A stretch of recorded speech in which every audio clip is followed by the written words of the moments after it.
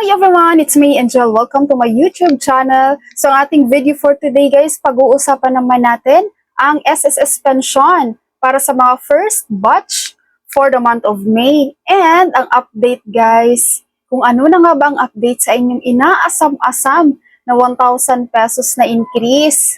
Okay, so month end na naman guys, and para doon sa mga SSS pensioners na makakatanggap ng kanilang pension, no, yung ating mga first batch, na kung saan sila ay merong contingency na 1 to 15 and every first of the month nila matatanggap ang kanilang pension. Dahil guys, ang May 1 is holiday and according sa circular ni SSS, if the credit date falls on a Saturday, Sunday, or holiday, the pension shall be credited on the last working day before the Saturday, Sunday, or holiday. So dahil ang May 1 is holiday guys and it's Wednesday, no? So expect po natin tomorrow, April 30, meron na pong payout ang ating mga first batch para sa SSS pension.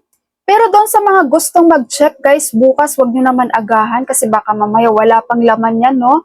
So kahit mga hapon nyo na guys, i-check ang inyong mga ATM kung yun ba ay pumasok na yung inyong pension. Para naman guys, doon sa mga naka-receive na ng inyong pension, no, comment below naman kayo guys kung anong bank ba ang gamit nyo, ang disbursement account nyo, para naman alam din ng ibang pensioners kung may laman na rin sa kanila or wala pa. Okay, so ito na ang inyong pinakaasam-asam na update. Every time na nagpo-post ako ng mga pension updates, no, lagi talagang nasaan na ba yung 1,000 pesos na sinasabing increase sa pension. Unfortunately guys, alam kong mainis kayo, magagalit na naman kayo, wala pa rin pong update, wala pa rin pong increase na 1,000 pesos sa mga pensyon nyo na matatanggap nyo po ngayong first batch. Okay, yung matatanggap nyo po guys, yan pa rin yung monthly na pension nyo and wala pa pong increase yan. Sabi nga ng president ng SSS, di ba, currently meron silang 3.5 million na pensioners. At kapag yun ay kanilang dagdagan ng 1,000 each, kailangan nila ng budget guys na 3.5 billion monthly.